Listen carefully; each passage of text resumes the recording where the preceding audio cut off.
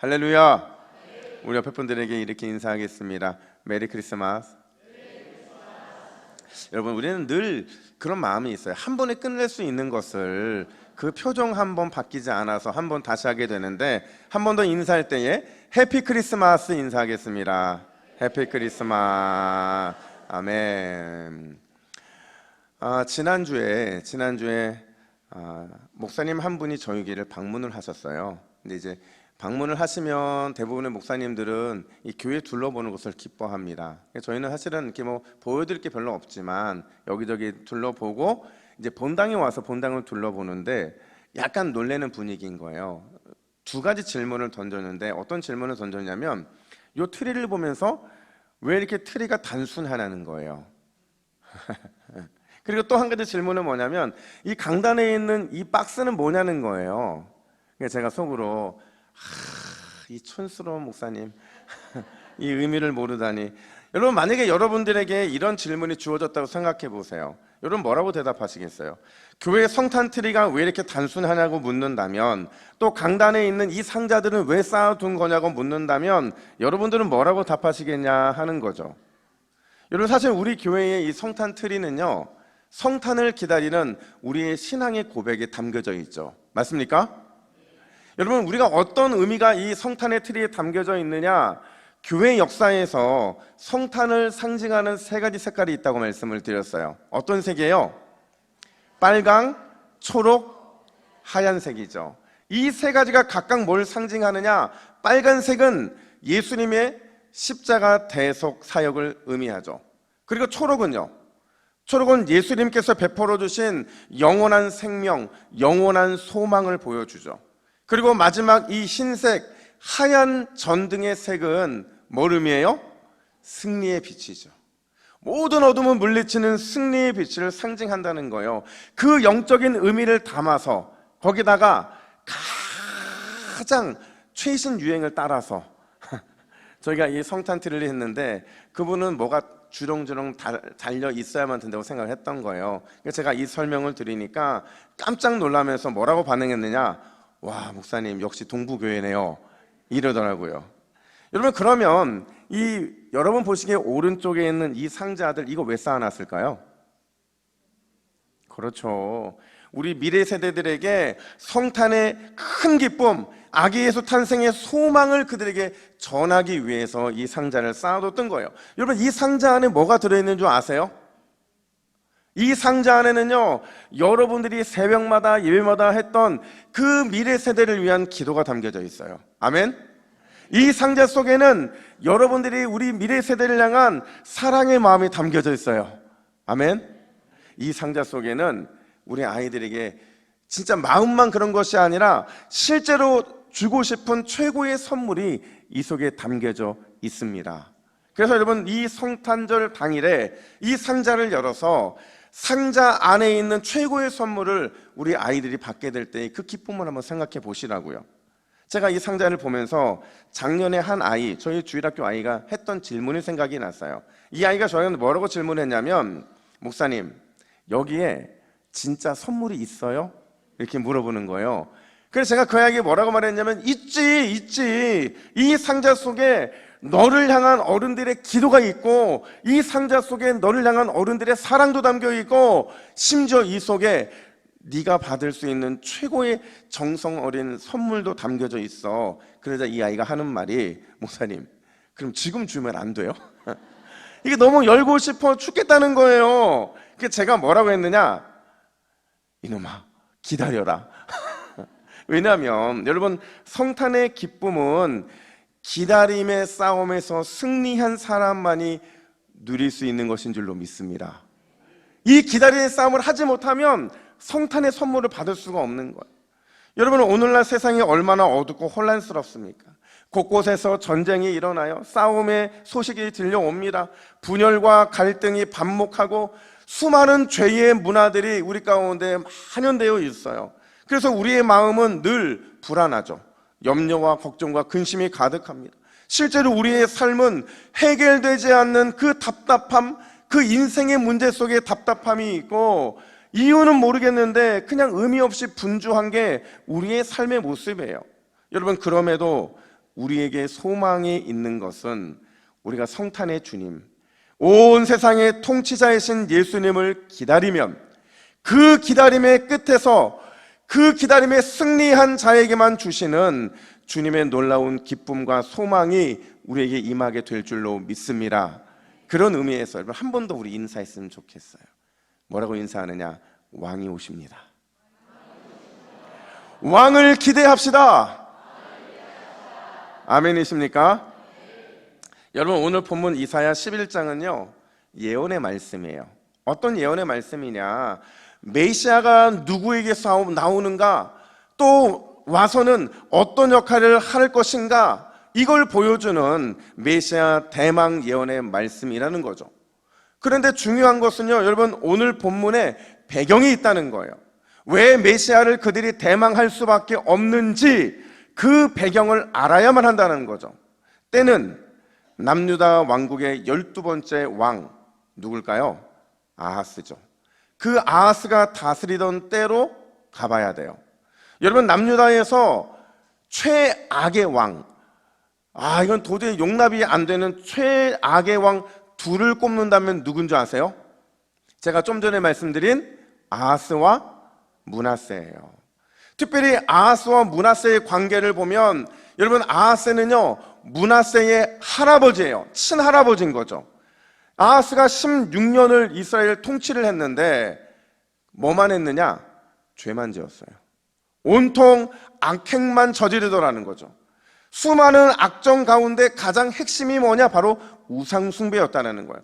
얼마나 우상숭배에 빠져 있었던지 당시의 상황을 역대하 28장 2절부터 4절은 이렇게 말합니다. 우리 함께 읽습니다. 시작. 아하스가 이스라엘 왕들의 길로 행하여 바알들의 우상을 부어 만들고 또 흰놈의 아들 골짜기에서 분향하고 그의 자녀들을 불사르고 또 산당과 작은 산 위와 모든 푸른 나무 아래서 제사를 드리며 분향하니라. 자 여러분 얼마나 우상 숭배가 가득했는지 우리나라로 표현한다면요 온통 가는 곳곳마다 점집들인 겁니다.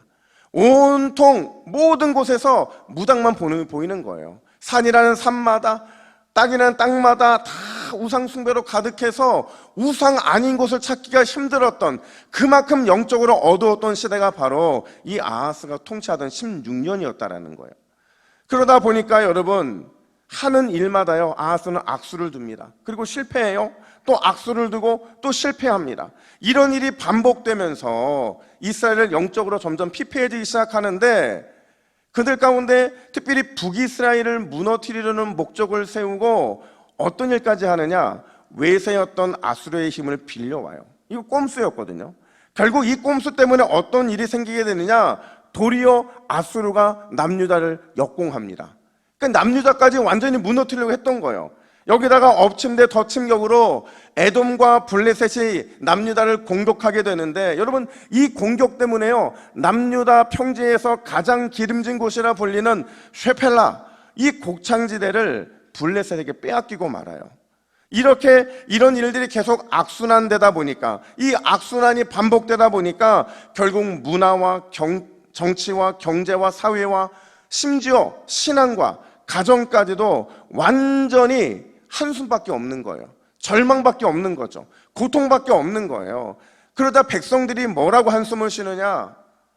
그럼에도 여전히 우리에게 진짜 소망이 있다고 말할 수 있는가? 이렇게 우리는 망하는 게 아닌가? 도대체 우리의 기쁨, 우리의 소망은 어디에 있는가? 이런 의심을 갖기 시작하더라는 거죠. 근데 바로 그때 이사야가 등장해서는 선포를 하더라는 거예요. 뭐라고 선포하느냐? 아니다! 그럼에도 우리에게 여전히 소망이 있다! 망함이 우리의 끝이 아니라 우리는 반드시 다시 일어날 것이다! 이런 소망을 말하더라는 거죠. 물론 이사야가 서 있던 그 삶의 한복판에도 여전히 깊은 절망이 있었고요, 깊은 고통이 있었고, 깊은 한숨이 곳곳에서 들려오던 시대였어요. 그럼에도 이사야가 이렇게 확신했던 이유가 있더라는 거죠. 여러분 왜 이사야는 여전히 소망이 있다, 결국 다시 일어설 것이라는 이 소망의 메시지를 선포하고 있는 것일까? 그 이유가 있어요. 두 가지인데, 첫 번째로 한번 따라 합시다. 진짜 왕이 오실 것입니다. 믿으십니까? 바로 그거죠. 소망이 있는 이유는 진짜 왕이 우리에게 오실 것이라는 그 소망 때문에 이 고백을 할 수 있더라는 거예요. 우리 1절 말씀을 같이 볼까요? 우리 1절을 함께 읽습니다. 시작. 이새의 줄기에서 한 싹이 나며 그 뿌리에서 한 가지가 나서 결실할 것이요. 아멘. 아무 소망이 없던 시대였거든요. 너무나도 어두컴컴한 절망의 시대였거든요. 그 시대를 살아가던 이사야가 오늘 선포하는 게 뭐냐? 진짜 왕이 오신대요. 참으로 의로운 왕이 오셔서 우리를 다스리시고 우리에게 회복과 부흥의 역사를 허락하셔서 지금 당하고 있는 이 절망의 시대를 은혜와 소망의 시대로 바꾸어 주실 것이라. 바로 이 믿음의, 이 소망의 선포를 하더라는 거죠. 그렇다면 여러분, 이사야가 바라본 진짜 왕, 참된 의로운 왕은 과연 누구일까? 1절 말씀, 우리가 방금 읽었던 1절 말씀을 보면 반복되는 표현이 있어요. 그게 뭐냐면 이새의 줄기, 이새의 뿌리라는 표현이죠. 근데 놀랍게도 거기서 한 싹이 나온대요. 거기서 한 가지가 나올 거라고 말을 한다는 거죠. 여러분, 이새의 줄기, 이새의 뿌리는 과연 누구를 가리키는 표현이냐? 누구예요? 다윗이죠. 다윗, 그 줄기, 그 후손 가운데 한 쌍, 한 가지가 나서 절망을 희망으로, 어둠을 빛으로, 무너짐을 다시 일으켜 세움으로 바꾸어 놓을 거라는 거예요. 중요한 건 과연 그 다윗의 줄기, 그 다윗의 후손, 그게 과연 누구냐 하는 거예요. 여러분, 과연 그가 누굴까? 당시 이스라엘의 역사에서 보면 여러분, 그건 누구냐면 바로 히스기야를 가리키는 거죠. 제가 여러분 가장 악한 왕 두 명을 얘기했잖아요. 할아버지와 아들. 그 중간에 누가 있는 거예요? 히스기야가 있는 거죠. 여러분, 히스기야가 어떤 사람입니까? 유다 왕국 역사에서 가장 악한 왕이었고 남유다를 회복 불가능할 정도로 영적으로 망가뜨렸던 왕이었고 온 나라를 절망과 어둠과 소망 없게 만들었던 왕, 아하스 왕의 아들이더라는 거예요. 놀라운 것은요, 이새의 뿌리, 이새의 줄기인 히스기야가 오면, 그가 왕위에 우뚝 서면 아버지 아하스가 저질렀던 모든 악행과 모든 더러운 것들이 제거될 것이고 유다를 완전히 새롭게 개혁해서 하나님 앞에 온전한 모습으로 다시 일으켜 세우게 될 거라는 거예요. 마치 바울이 이전 것은 지나갔으나 보라, 뭐가 됐다고요? 새 것이 되었도다. 이 새 것이 되는 놀라운 역사의 말씀이 이루어지게 될 거라는 거죠. 실제로 보니까요, 여러분, 히스기야는요 아버지 아하스와 정반대의 길을 걸어가게 됩니다. 여러분, 그의 아버지 아하스, 이름의 뜻이 뭐냐면 붙잡다라는 뜻이에요. 무슨 말이냐? 내 인생 내가 붙잡겠다는 거예요. 내 인생 내 맘대로 살겠다라는 그 고백이 아하스라는 이름에 있는 겁니다. 원래 아하스는요 여호아하스가 돼야 돼요. 근데 여호와를 상징하는 그 앞에 것을 빼어버리고 나는 여호와와 상관없이 내 인생 맘대로 살겠다는 거죠. 근데 히스기야는 그것과 달리 자기의 이름처럼 여호와는 강하다, 하나님의 힘, 하나님의 능력, 그거 의지하며 살겠다라는 그런 삶을 살아내게 되더라는 거죠. 실제로 그렇게 멋지게 살아냅니다. 철저하게 여호와 하나님을 왕으로 인정하는 삶을 살았고요, 끊임없이 하나님만을 갈망했고요, 하나님의 길을 쫓고 그분과 동행하기를 기뻐하는 삶을 살게 되더라는 거죠. 여러분, 왕이 그런 삶을 살게 되는데 어떻게 백성들이 다른 길을 갈 수가 있겠냐는 거예요. 그래서 결국 이사야가 예언했던 것처럼 히스기야는 너무나도 아름답고 멋진 믿음의 족적을 남기게 되는데 성경은 그의 인생을 이렇게 요약합니다. 역대하 31장 20절부터 21절 말씀을 함께 읽습니다. 시작. 히스기야가 그의 하나님 여호와 보시기에 선과 정의와 진실함으로 행하였으니 그가 행하는 모든 일 곧 하나님의 전에 수종드는 일에나 율법에나 계명에나 그의 하나님을 찾고 한 마음으로 행하여 형통하였더라. 아멘. 여러분, 얼마나 아름답고 멋진 평가냐 하는 거예요. 근데 여러분, 히스기야가 진짜가 아니었다는 사실이에요. 그 당시에는 히스기야가 이사야가 바라봤던 그 사람이 맞다고 생각을 했는데 그게 아니더라는 거죠. 오히려 히스기야는 그림자에 불과하더라는 거예요. 물론 하나님께서 히스기야를 남유다를 위한 이새의 줄기, 이새의 뿌리로 사용하신 것은 맞지만 그럼에도 히스기야는 그림자로서의 이새의 줄기이고 이새의 뿌리였을 뿐 진짜가 아니더라는 거예요.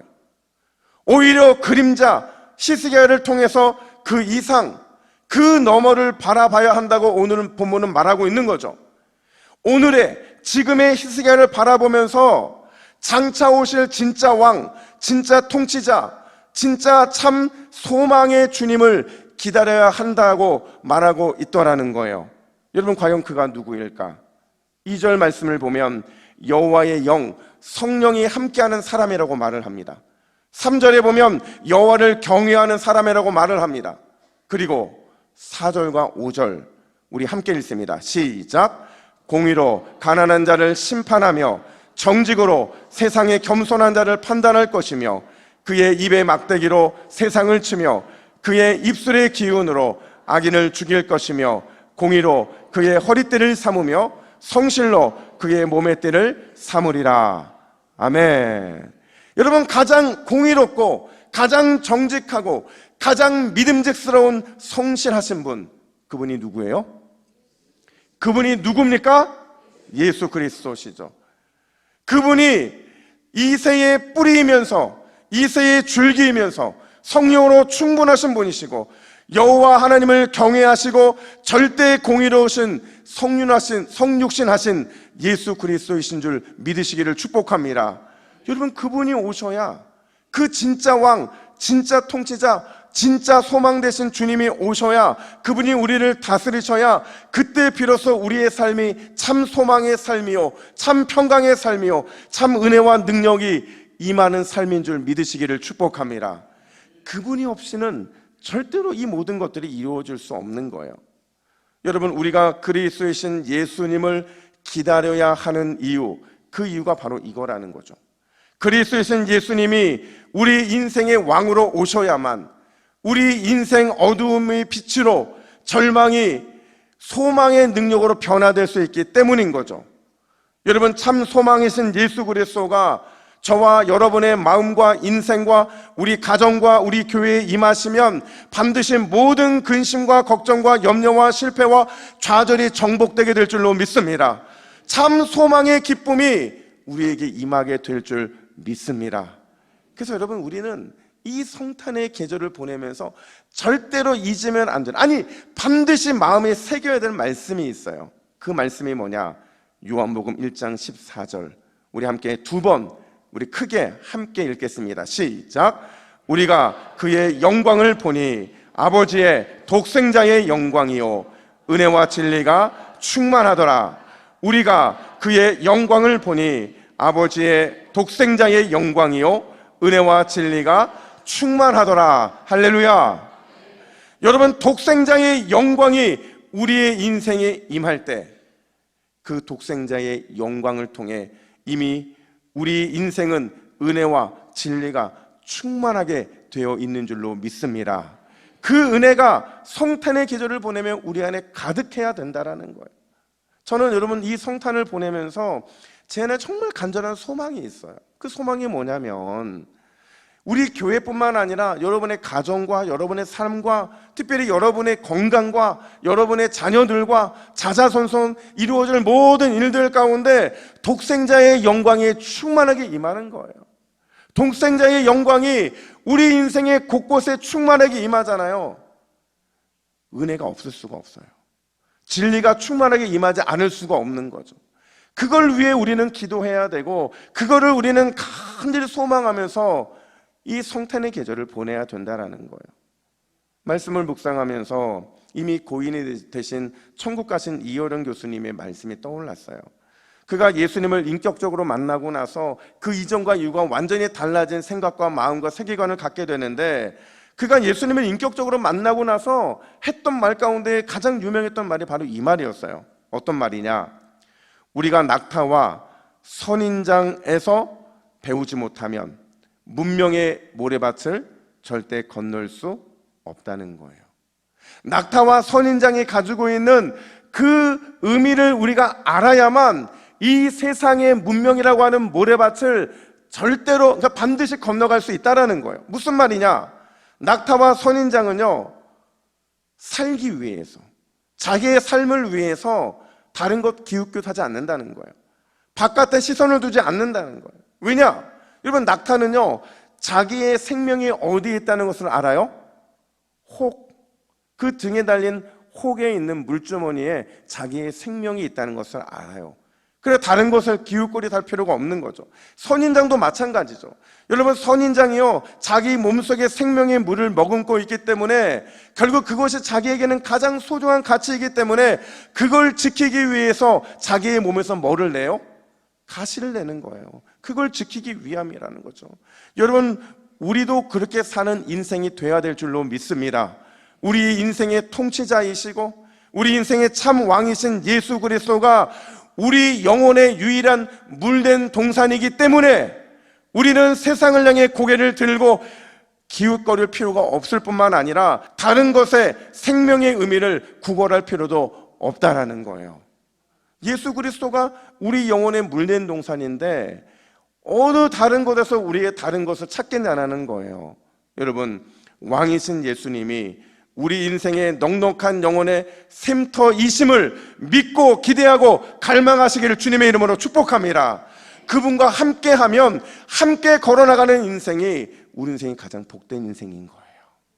우리가 이 찬양을 알잖아요. 왕이신 나의 하나님, 내가 주를 높이고 영원히 주의 이름을 송축하리이다.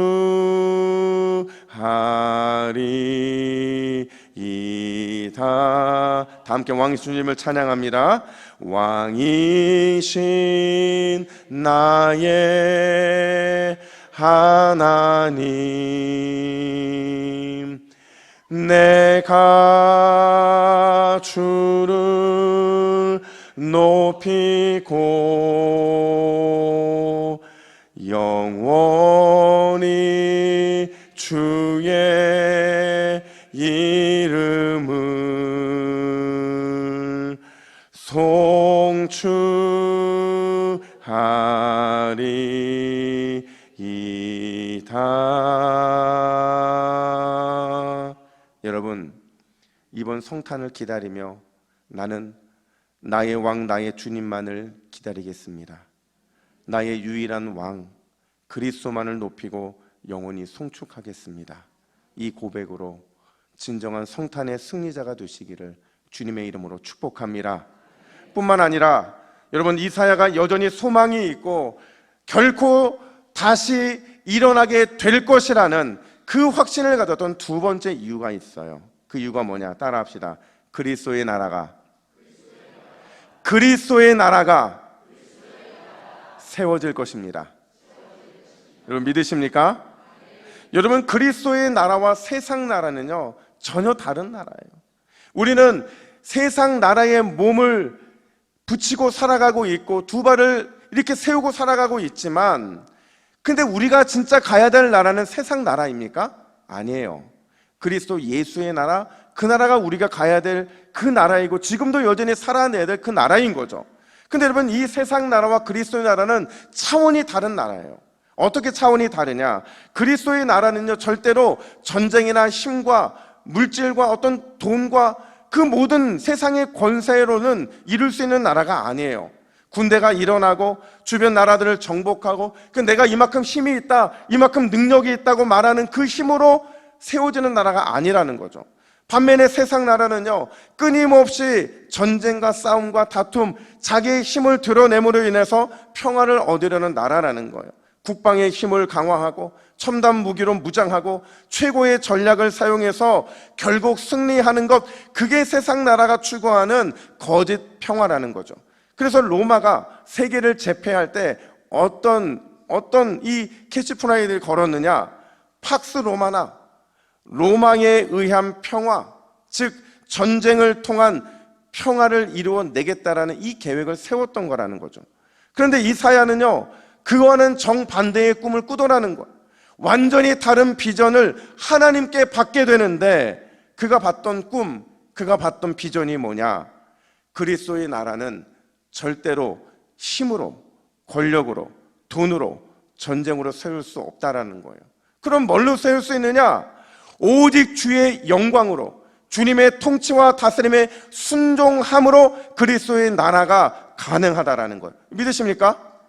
여러분, 그리스도의 나라가 여러분의 삶에 임하기를 원하십니까? 내 가정, 우리 교회가 그리스도의 나라가 되기를 소망하십니까?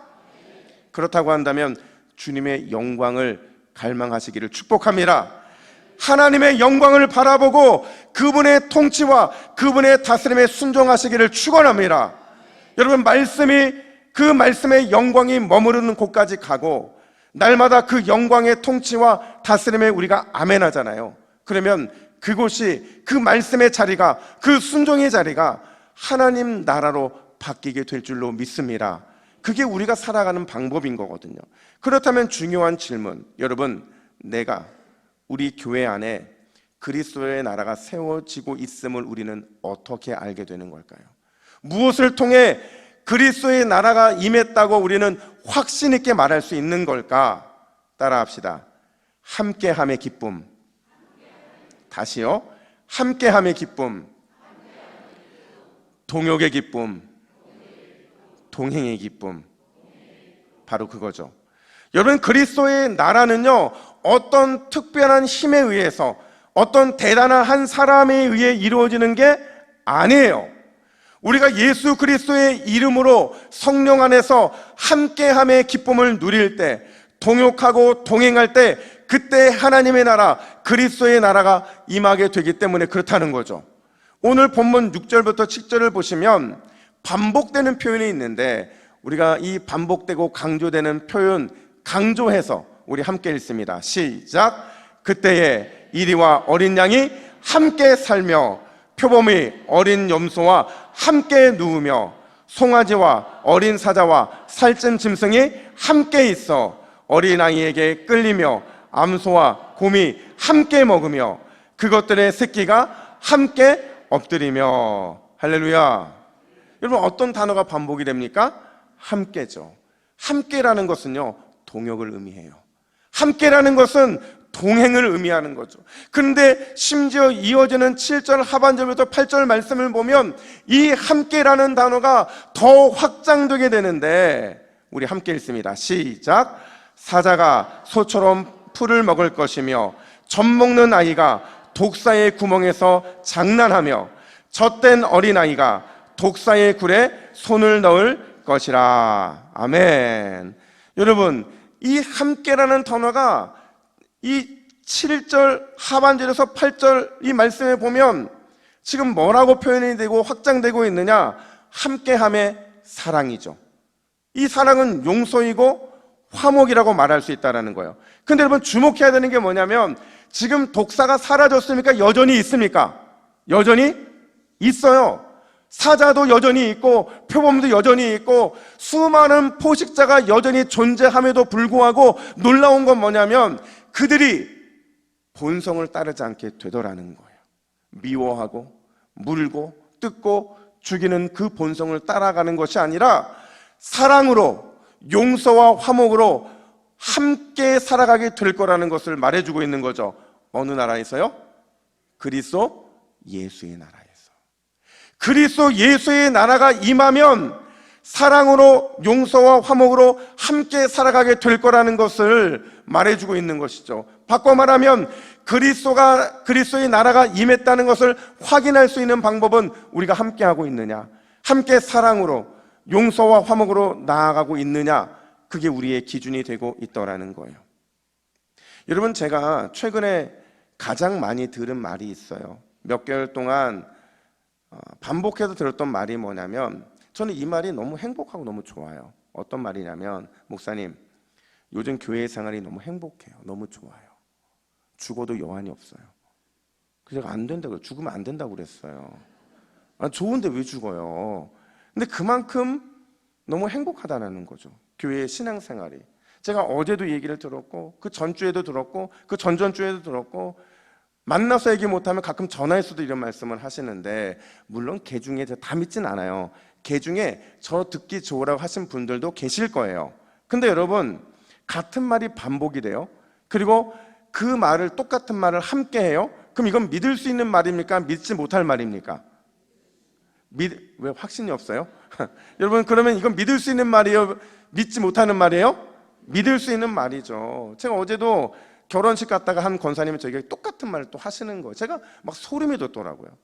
여러분, 이 말을 제가 가장 좋아하고 기뻐하는 이유가 뭐냐면, 여러분, 교회 생활이 너무 행복하고 너무 좋다라는 말은요, 우리 안에 뭐가 충만하다는 거예요? 사랑이 충만하다는 거예요. 그 사랑의 줄기를 타고 은혜가 충만할 뿐만 아니라 평안하다라는 증거 아니겠습니까? 이 말을 바꿔 말하면 우리 동부교회가 지금 점점 어떤 나라가 되고 있다는 거예요? 그리스도 예수의 나라가 되고 있다는 증거라는 거죠. 여러분, 자녀들이 여러분들에게 집에 가고 싶지 않다, 나는 집 말고 친구 집이 너무 좋다, 여러분 이런 집은 그리스도의 가정입니까? 아니죠. 자녀들이 부모에게 우리 집 너무 좋다, 집에 가고 싶다, 늘 집에 살고 싶다, 이런 말을 들을 때 그 집은요, 사랑이 넘치는 집이고 그리스도 예수의 나라가 이루어지는 집이기 때문에 그런 거예요. 여러분, 가장 혼란스럽고 가장 어둡고 막막했던 시대, 역사에서 그러지 않았던 시대는 없어요. 모든 역사는 혼란스러웠고요, 모든 사회는 가장 어둡고 막막했던 때였어요. 그럼에도 우리에게 소망이 있는 것은 왜 그러냐? 베드로 사도가 이렇게 말합니다. 우리 베드로후서 1장 11절 말씀을 함께 읽습니다. 시작. 이같이 하면 우리 주 곧 구주 예수 그리스도의 영원한 나라에 들어감을 넉넉히 너희에게 주시리라. 아멘. 베드로는 그런 가장 혼란스럽고 가장 어둡고 막막했던 시대를 바라보면서 그리스도의 영원한 나라로 들어가야 된다고 말을 해요. 들어가면 넉넉히 우리 가운데 그 은혜의 것들이 주어지게 되는데 조건이 있다는 거예요. 여러분, 그 조건이 뭐예요? 이와 같이 하면. 이같이 하면이라는 거죠. 이같이 함이 무엇인가를 거슬러 올라 보니까 베드로후서 1장 7절 하반절은 이렇게 말을 합니다. 사랑을 더하라. 그냥 사랑이 아니라 서로 사랑을 더하라. 함께 사랑을 더하라. 이걸 오늘 본문 말씀에서는 뭐라고 말하냐면 물이 바다를 덮음 같이라고 말을 하고 있더라는 거죠. 사랑하는 여러분, 사랑 안에서, 사랑의 함께함을 통해서 이 성탄의 계절에 그리스도의 나라를 풍성히 경험하시기를 주님의 이름으로 축복합니다. 여러분의 삶에 물이 바다를 덮음 같은 은혜가 임하고 여러분의 가정에, 우리 동부교회에, 이 대한민국 세계 열방 가운데 물이 바다를 덮는 사랑으로 더하는 놀라운 역사가 일어나고 또 일어나게 되기를 예수님의 이름으로 축원합니다. 이렇게 기도하겠습니다. 하나님 아버지, 이 성탄의 계절, 우리는 왕으로 오실 예수 그리스도를 기다리고 또 기다립니다. 주님이 오셔야 우리 인생의 어둠이 물러가고 소망의 빛, 은혜와 능력의 빛이 임하기 때문인 줄 믿습니다. 주여, 우리의 인생에 물된 동산이 되어 주셔서 멈춰져 있고 어둠으로 가득한 우리의 인생을 예수 그리스도의 영광으로 가득 채워 주시옵소서. 우리 안에 더욱 사랑을 더하사 함께 서로 그리스도의 나라를 이루어 나가게 하여 주시옵소서. 감사드리며 예수 그리스도의 이름으로 기도하옵나이다. 아멘.